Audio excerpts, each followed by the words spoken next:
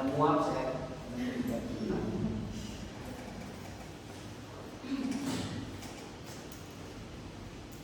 mulai. Assalamualaikum warahmatullahi wabarakatuh. Waalaikumsalam warahmatullahi wabarakatuh. Semangat pagi semuanya. Pagi. Semangat pagi. Jadi meskipun suasana siang kita harus tetap bersemangat. Semangat pagi. Pagi. Terima kasih.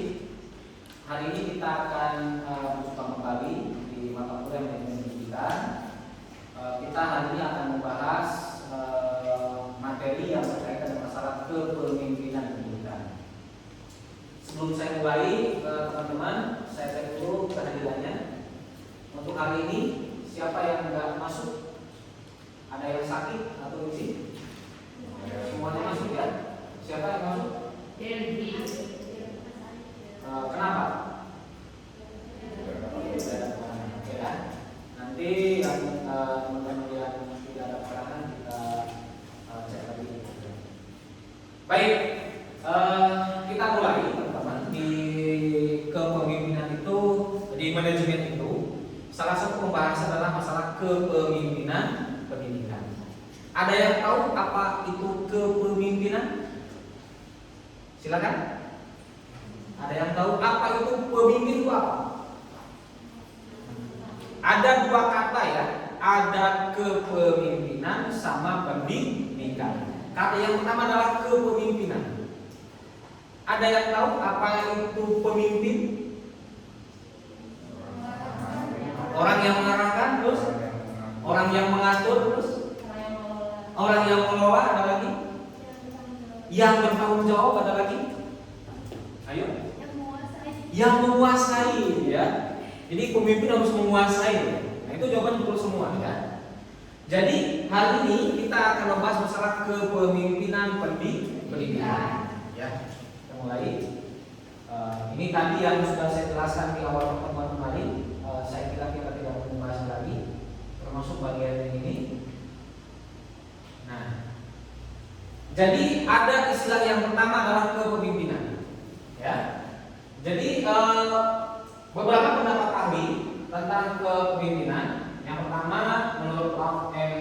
Stobel adalah proses mempengaruhi kegiatan-kegiatan kelompok yang diorganisir menuju kepada penentuan dan pencapaian tujuan. Jadi menurut beliau, bagaimana proses kepemimpinan itu adalah untuk apa?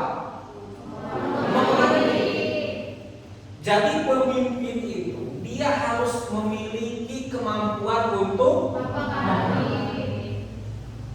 Misal ya, Anda punya tujuan ke suatu tempat atau organisasi Anda punya tujuan untuk mencapai visi dan misi tujuan organisasi. Seberapa besar Anda mencapai tujuan itu, Anda sebagai pemimpin harus bisa mempengaruhi bawahan Anda. Konteksnya mempengaruhi dalam proses tujuan organisasi, ya, mempengaruhi kegiatan-kegiatan kelompok yang diorganisir menuju pada penentuan tujuan atau capaian organisasi. Kalau di lembaga pendidikan, kalian kan calon seorang guru ya, sebagai guru sekolah dasar. Apa tujuan dari pendidikan sekolah dasar? Atau tujuannya apa? Yang tercantum di dalam apa? Visi dan misi sekolah. Kalau di sekolah nanti pemimpin itu adalah kepala sekolah, dia harus memiliki visi dan misinya dan harus berusaha untuk mempengaruhi seluruh warga sekolah untuk mencapai visi dan misi sekolah. Jadi kata kunci yang pertama, seorang pemimpin harus bisa mempengaruhi. Ya, jadi kalau semisal ini sebagai kepala keluarga ya, pemimpin juga, Anda harus bisa mempengaruhi istri Anda gitu ya, untuk mencapai tujuan keluarga. Itu yang pertama ya. Jadi mempengaruhi sampai kepada tujuan organisasi. Yang kedua ya, kepemimpinan berasal dari kata pimpin yang memuat dua hal pokok, yaitu pemimpin sebagai subjek, yang dipimpin sebagai pemimpin sebagai subjek dan yang dipimpin adalah sebagai objek. dalam bahasa Inggris pengertian kepemimpinan disebut adalah suatu kekuatan untuk memimpin. Kepemimpinan diartikan sebagai hubungan erat antara sekelompok manusia dan karena ada kepentingan bersama. Ya. Jadi karena memiliki satu visi, karena memiliki satu tujuan, makanya harus ada yang memimpin. Ya kan? Kalau misal Anda memiliki tujuan yang lain, memiliki hal lain, itu kan sulit. Ya. Tapi kalau misal satu visi untuk menjadikan sekolah yang unggul, untuk menjadikan sekolah yang berkarakter, misalnya, nah itu nanti akan menjadi satu tujuan. Nah di sini apa? Hubungan erat antara sekelompok manusia karena ada kepentingan bersama. Penting ya. Kalau misal visi ini tidak dianggap sebagai penting bagi sebagian orang, akan mencapai ke tujuan itu. Sulit untuk mencapainya. Karena tidak semuanya merasa bahwa visi sekolah itu yang diterapkan oleh kepala sekolah sebagai kepentingan bersama. Ya.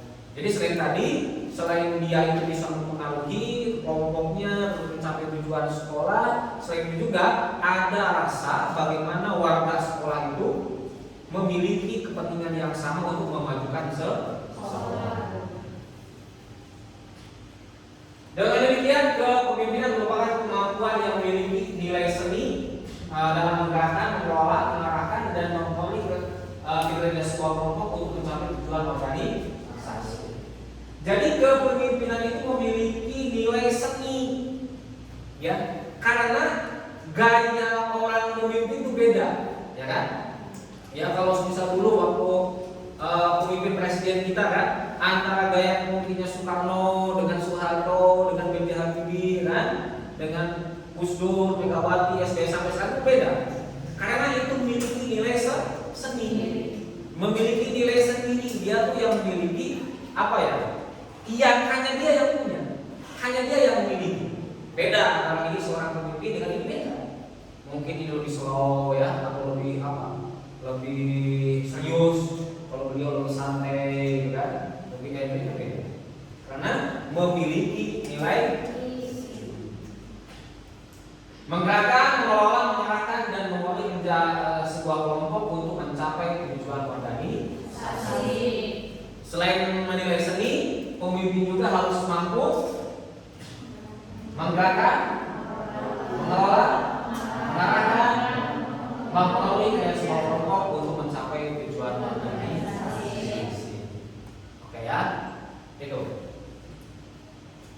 itu jadi yang tadi yang kepemimpinan, yang kedua pendidikan. Ya, jadi kita bedah dulu apa itu kepemimpinan, apa itu pendidikan.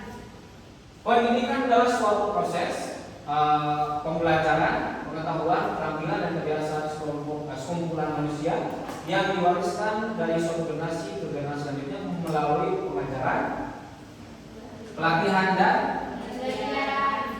jadi pendidikan itu suatu proses pembelajaran. Bagaimana dia mulai proses belajar, bagaimana dia mulai proses untuk mengetahui. Nah, itu adalah jalur pendidikan. Sama ketika kalian datang ke sini, ketika teman-teman masuk ke kelas ini adalah suatu bagian dari proses pendidikan. Ya, karena butuh proses. Semuanya butuh proses. Ada istilah mengatakan hasil itu tidak akan mengkhianati proses. Makanya pendidikan ini adalah bagian dari suatu rangkaian proses pembelajaran ya, yang diwariskan dari satu generasi ke generasi selanjutnya. Sama dulu juga proses pendidikan sama seperti ini. Hanya semakin kesini dengan majunya teknologi semakin berbeda. Dulu waktu kuliah tahun sebelumnya itu mungkin tidak ada menggunakan proyektor, tidak menggunakan AC ya. Tapi dengan teknologi saat ini semakin berkembang, semakin memudahkan Anda untuk belajar, makanya pendidikan pun terus berkembang. Ya. Yang kedua, pendidikan adalah proses penentuan segala kekuatan produk yang ada pada anak-anak peserta didik agar mereka sebagai manusia dan sebagai anggota masyarakat dapat mencapai keselamatan dan kebahagiaan setinggi-tingginya. Jadi tujuannya pendidikan itu salah satunya menurut Ki Hajar Dewantara agar apa? Agar bahagia. Ya. Jadi kita agar selamat dan bahagia. Makanya dulu kata orang tua saya, kamu harus sekolah biar tidak ditipu sama orang, ya. Biar tidak dibohongi sama orang. Karena kenapa? Pendidikan itu adalah untuk yang tadinya tidak tahu menjadi tahu. Tanya itu, ya. Sebuah kodrat yang ada pada anak-anak dididik agar mereka sebagai manusia dan sebagai anggota masyarakat dapat mencapai keselamatan dan kebahagiaan setinggi-tingginya. Makanya penting pendidikan, ya. Jadi ya kalau misal Anda di sini bersyukur karena bisa menikmati proses pendidikan. Nah, lanjut.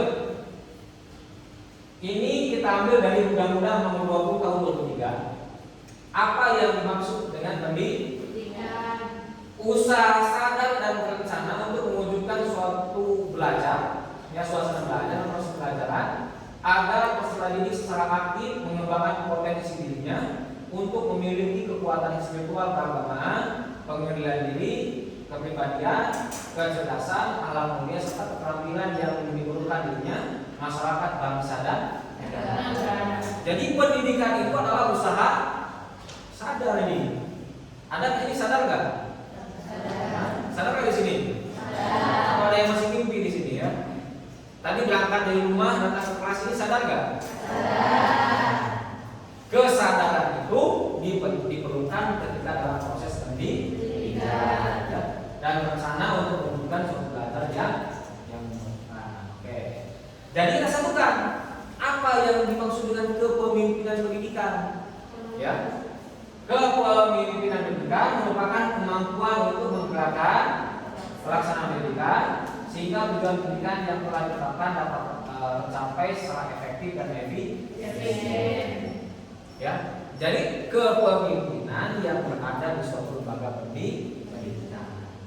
Ya, itu yang maksudnya kepemimpinan pendidikan. Nah, ini nanti kajian-kajiannya kita lanjut saja. Nah, selain itu pula ada beberapa ahli yang mendefinisikan kepemimpinan. Ini dari Carney tahun 1992. Kepemimpinan adalah suatu proses yang dilakukan oleh seseorang dalam mengelola sejumlah pekerjaan untuk mencapai tujuan organisasi melalui aplikasi teknik-teknik manajemen. Ya kan? Jadi tetap seorang pemimpin juga selain dia memiliki nilai seni, dia juga harus memiliki teknik-teknik manajemen. Di sekolah misalnya ada kegiatan supervisi banyak kan? Ada supervisi akademik, ada supervisi kelas, ada supervisi guru dan sebagainya. Sehingga apa? Sehingga rangkaian kegiatan kepemimpinan ini bisa berjalan dengan baik. Yang selanjutnya ya, ada dari Stephen Atman ya, tahun 1985. Proses mempengaruhi orang untuk mengarahkan usaha-usahanya ke arah pencapaian beberapa tujuan khusus. Tetap ya, Anda seorang pemimpin itu nanti ketika Anda menjadi kepala sekolah maupun dimanapun, Anda harus punya tujuan. Kalau seorang pemimpin tidak punya tujuan, sama halnya ketika Anda di tengah lautan, di atas perahu, kan berobat, berlari, tidak jelas, ya kan? Tidak jelas apa yang harus dilakukan, apa yang harus dibuat. Akhirnya apa kan? Tenggelam kan karena tidak punya tujuan. Tetap, ya. Jadi proses mempengaruhi orang lain untuk mengarahkan kepada tujuan-tujuan khusus. Kalau tujuan khusus bisa kepada visi orang. Apa yang menjadi tujuan kita bersama? Goalsnya apa? Nah, sehingga bisa dicapai. Yang kedua, ya, menurut James M. Leckham pada tahun 74, menginisiasi suatu struktur baru dalam interaksi sistem sosial yang meliputi tujuan, sasaran, konfigurasi, prosedur, input, proses, dan output. Jadi pemimpin juga selain dia bisa mempengaruhi, dia bisa mengkonfigurasikan bagaimana kehidupan yang ada di masyarakat, ya, termasuk dalam interaksi sosial. Makanya dalam kajian konsep kepemimpinan, Anda juga harus bisa bagaimana interaksi. Bagaimana antara hubungan Anda dengan bawahan Anda, hubungan Anda dengan guru, ya, hubungan Anda dengan yang lain. Sehingga apa? Sehingga proses nanti ketika Anda memimpin tidak menemukan masalah yang sulit. Itulah pentingnya bagaimana Anda memahami bahwa seorang pemimpin juga bukan hanya mempengaruhi, ya, tetapi juga dia bisa berinteraksi secara sosial. Itu menurut James Kennedy. Yang selanjutnya, kepemimpinan adalah proses dan properti sebagai proses. Pemimpin adalah proses dan properti. Sebagai proses mempengaruhi anggota grup tanpa paksaan untuk mengarahkan kepada pencapaian tujuan. Awas ya, mempengaruhinya itu tidak dengan paksaan. Kalau tidak dipaksa berarti apa? Kalau tidak dipaksa, kesadaran sendiri. Ya, misal Anda misal di kelas ini ada sampah di kelas, disuruh sama orang, merasa berat mengerjakannya. Berat karena berdasarkan paksaan. Tapi kalau kesadaran diri sendiri, Anda tidak akan merasa berat. Makanya sebagai proses, ya, bahwa mengatur ini pemimpin harus mempengaruhi bawahannya tanpa ada suatu paksaan. Jadi tidak boleh dipaksa, ya, tidak boleh dipaksa. Terus sebagai propertinya, seperangkat karakteristik yang harus dimiliki oleh seorang pemimpin untuk mencapai suatu kesuksesan dalam mempengaruhi anggota grupnya atau anggota kelompok. Jadi pemimpin juga harus memiliki hal-hal yang sifatnya karakteristik. Nah, karena nanti Anda akan menjadi seorang guru dan bisa saja nanti Anda di sekolah menjadi seorang pemimpin, setidaknya ada 5 kompetensi, ya, dalam kepemimpinan di sekolah. Karena Anda guru SD, berarti 5 kompetensi kepemimpinan di sekolah dasar, ya, atau di sekolah Anda. Yang pertama, kompetensi adalah kompetensi manajerial, berkenaan dengan kemampuan mengelola sumber daya sekolah, ya kan?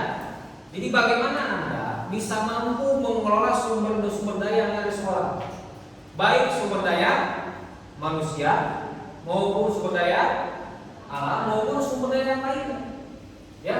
Jadi Anda sebagai seorang pemimpin, Anda sebagai seorang leader, Anda sebagai seorang kepala sekolah harus bisa memanage, ya, harus bisa mengatur bagaimana berkenaan dengan sumber daya tadi. Yang selanjutnya berkaitan dengan apa? Kewirausahaan, ya, berkenaan dengan kreativitas, inovasi, dan kewirausahaan. Jadi sebagai seorang pemimpin, kita itu nanti kalau Anda itu jangan berharap dari anggaran negara saja. Silakan melakukan sebuah inovasi, melakukan sebuah kreativitas. Untuk apa? Untuk menghasilkan sumber-sumber pendanaan yang lain, atau menghasilkan sumber-sumber pendanaan yang memang itu tidak terlepas dari kegiatan pemerintah. Ya, jadi kompetensi kewirausahaan. Anda harus kompeten, Anda harus mampu mengelola dari potensi-potensi kewirausahaan yang ada di lingkungan sekolah. Silakan apa saja. Bisa dengan membuka kantin sekolah, kan? Bisa dengan membuka apa biasanya itu? Koperasi sekolah. Bisa dengan kegiatan Anda buka eskul misalnya untuk masyarakat tua dan lain sebagainya. Jadi Anda sebagai pemimpin harus mampu bagaimana caranya bisa menghasilkan pendanaan yang lain yang maksud adalah memiliki kompetensi kewirausahaan. Ya. Yang ketiga, apa? Berkenaan dengan kemampuan meninjau, membimbing, mengembangkan sumber daya. Selain Anda sebagai pemimpin itu mempengaruhi, Anda juga bisa meninjau. Lihat bagaimana kinerja guru dalam mengajar, bagaimana kinerja bawahan Anda, kayak ustaz dan segala mengajar. Apakah sesuai dengan prosedur, apakah sesuai dengan yang seharusnya, apakah ada yang tidak sesuai. Nah, itu yang menjadi catatan Anda ketika melakukan supervisi. Dalam kajian manajemen pendidikan, konsep supervisi nanti kita akan melakukan kuliah khusus yang akan membahas bagaimana supervisi itu dilaksanakan. Ya, baik di dalam kelas maupun di luar kelas. Ya. Yang ketiga, apa? Yang keempat, kepribadian. Berkenaan dengan karakter, sikap dan perilaku sebagai individu. Ya. Kalau semisal Anda menjadi pemimpin atau menjadi guru SD, itu bukan hanya di sekolah. Bukan hanya di sekolah. Pak siapa namanya? Pak Restu ini sebagai guru SD bukan hanya di SD, tapi akan menjadi guru juga di masyarakat. Ketemu di masjid, Bapak guru. Ya, ketemu di musola, Bapak guru. Ketemu di pasar, Bapak guru. Ketemu di mall, ya, di shopping, Bapak guru. Jadi akan melekat pada diri Anda sehingga apa? Anda harus memiliki kepribadian sebagai individu dan sebagai guru yang baik. Karena penilaian masyarakat itu bukan hanya di sekolah tetapi di luar sekolah atau di masyarakat. Pantas gak misalnya seorang guru melakukan perbuatan yang tidak seharusnya? Tidak pantas. Makanya harus memiliki kompetensi kepribadian. Yang terakhir apa? Sosial. Apa sosial itu?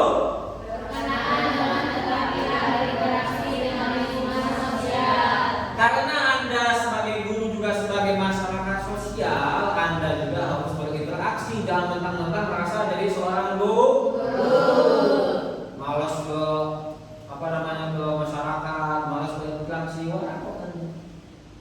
Ya, Anda sebagai seorang guru, Anda juga harus memiliki interaksi sosial. Bagaimana Anda melakukan kunjungan ke siswa, ya, atau visit ke sekolah. Bagaimana Anda melakukan kunjungan ke masyarakat, Anda memiliki karakter yang baik di masyarakat. Nah, ini yang nanti akan menjadi penilaian di masyarakat. Ya. Jadi ada 5 kompetensi yang harus dimiliki oleh seorang pemimpin di sekolah. Berarti kepala sekolah adalah 1.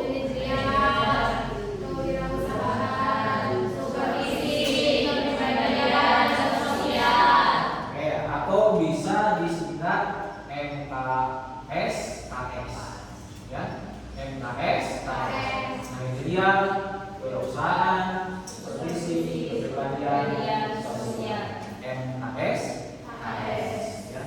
M-nya apa? Manajerial. K-nya apa? Kewirausahaan. S-nya apa? Supervisi. K-nya apa? Kepribadian. S-nya apa? Sosial. MKSKS itu adalah salah satu bagian yang harus Anda menjadi seorang pemimpin di sekolah. Ya. Oke.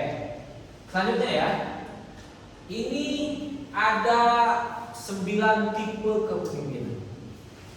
Ya.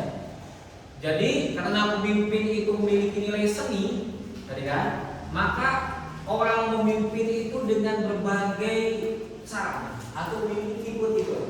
Ya. Yang pertama ada otokratis. Apa itu? Gaya. Pemimpin itu sendiri ialah yang memegang semua kebijakan dan tanggung jawab tanpa berkoordinasi dengan orang. satu tipe pemimpin yang autokratis atau otoriter, ya. Semua keputusan, semua apapun ditentukan oleh sendiri, ya.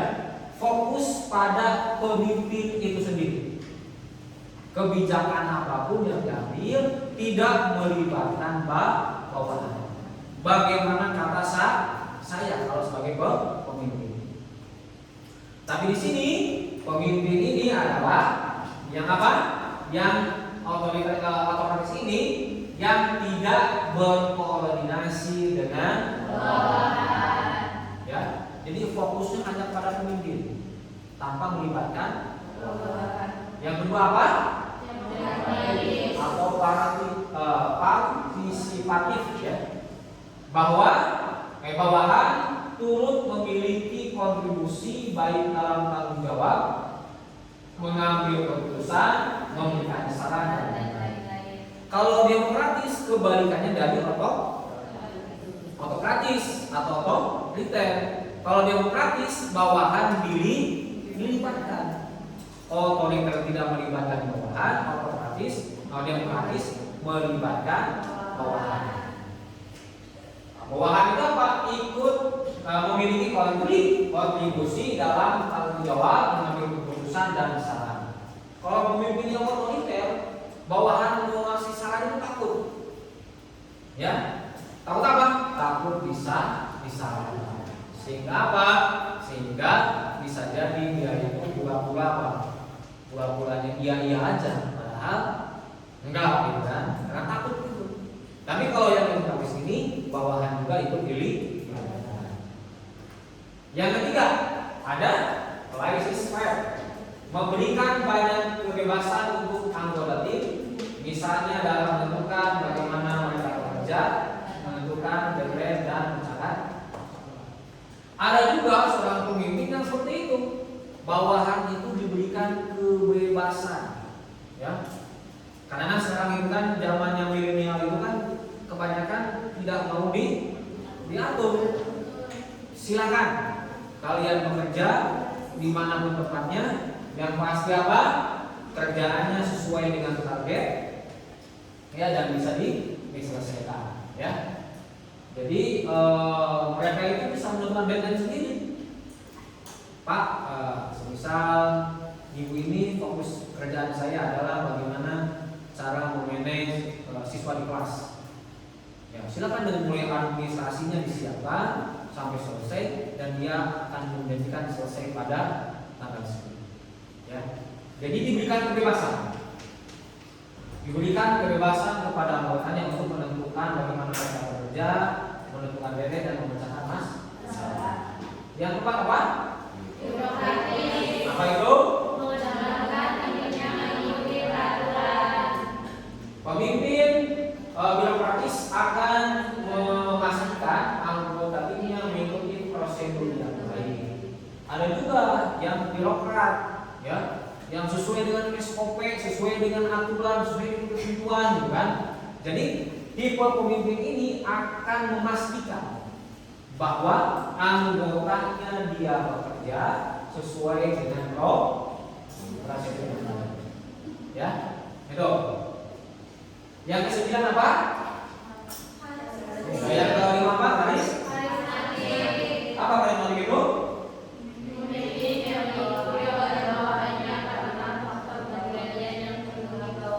Yang kelima ada pemimpin yang memiliki karismatik, ya, yang memiliki apa? Ya, wibawa, bukan sekedar karena jabatannya. Beliau itu sebagai pemimpin dihormati, tapi bukan hanya sekedar sebagai jabatan kepala sekolah, tapi karena dia memiliki karisma, dia memiliki wibawa, gitu kan? Sehingga apa? Sehingga orang itu akan menghormatinya, ya, bukan hanya karena jabatan. Jadi dia memiliki kepribadian yang baik. Apa? Misal kalau misal Anda nanti di sekolah, ya, ada guru Anda yang sakit, segera tengok. Jangan dibiarkan saja. Ya. Anda menjadi seorang pemimpin, ada guru Anda yang melakukan acara pernikahan, misalnya, Anda kunjungi. Ada yang sakit, Anda dengan kepribadian yang seperti rasa memiliki ya, dengan kepribadian yang dia miliki itu, makanya dia akan berkorban. Kenapa memiliki sebuah karisma? Yang keenam apa? Apa itu?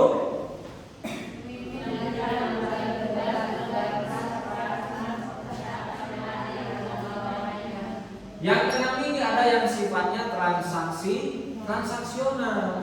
Maka memimpin dengan cara berbagi tugas, peran, kesempatan, serta kesejahteraan yang adil dengan bawahan. Jadi ada transaksi dulu, ya. Misal membagi tugas, ya, atau peran.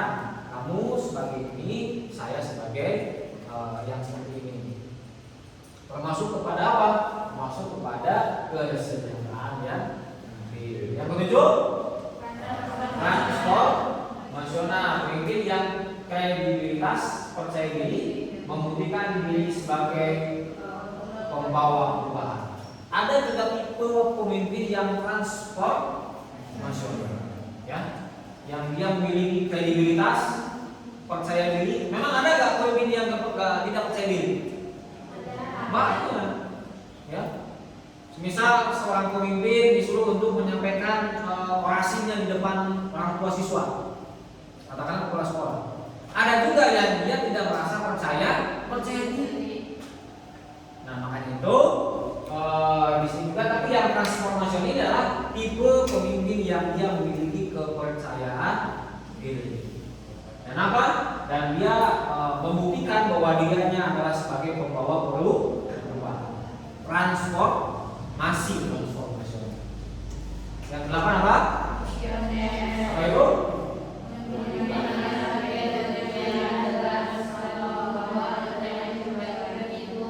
Mencapai tujuan. Jadi ada pemimpin yang visioner, ya. Dia memiliki target dan tujuan yang jelas, ya. Tidak ada pemimpin yang visioner sehingga apa? Sehingga tujuan itu akan menjadi prioritas. Yang ke-9 ada pemimpin bertumbuh, memimpin dengan membangun kesadaran, komitmen dan visi dirinya serta anggotanya untuk mencapai visi besar perubahan. Nah, ini tadi itu 9 apa? Tipe kepemimpinan. Apa saja? Itu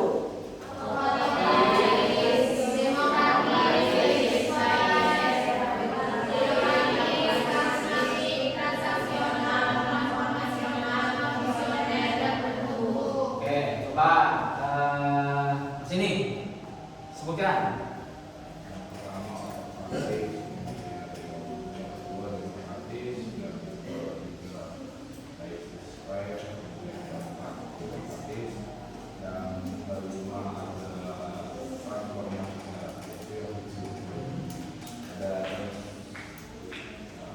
Transformasional, kemudian yang ke-8 visioner, yang lain silakan sebelah sini, silakan sebutkan satu. Otokratis,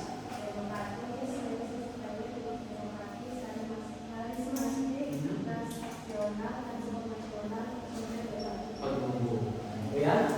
Kalau yang tadi ada 5 kompetensi kepemimpinan atau kepala sekolah, kepala sekolah, apa saja itu?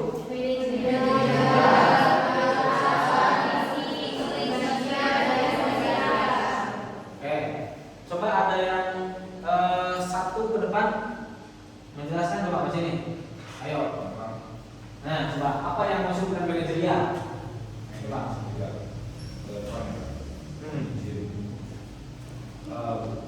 Sedikit menyampaikan pendapat saya tentang manajerial. Yang tadi disampaikan oleh dosen kita, manajerial itu ini kan tentang 5 kompetensi kepala sekolah, yang mana manajerial ini harus dikuasai oleh kepala sekolah tersebut. Manajerial itu apa sih? Tadi kan kita memanage bagaimana perlakuan dari mengangkat sumber daya manusia yang ada di sekolah tersebut. Memanage bukan hanya mengangkat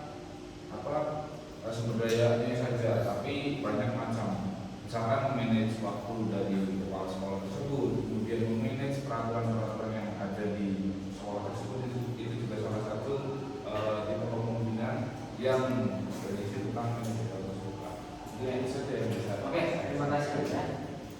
Terima kasih. Oke, itu teman-teman pertemuan kita pada hari ini. Semoga kita bisa ketemu di minggu depan. Semoga semuanya sehat walafiat. Amin. Dan jangan lupa untuk selalu baca, ya. Silakan dari berbagai sumber, baik dari buku, artikel maupun sebagainya, sehingga nanti wawasan dan pemahaman kita bisa bertambah. Terima kasih. Saya Ri, wabarakatuh. Assalamualaikum warahmatullahi wabarakatuh.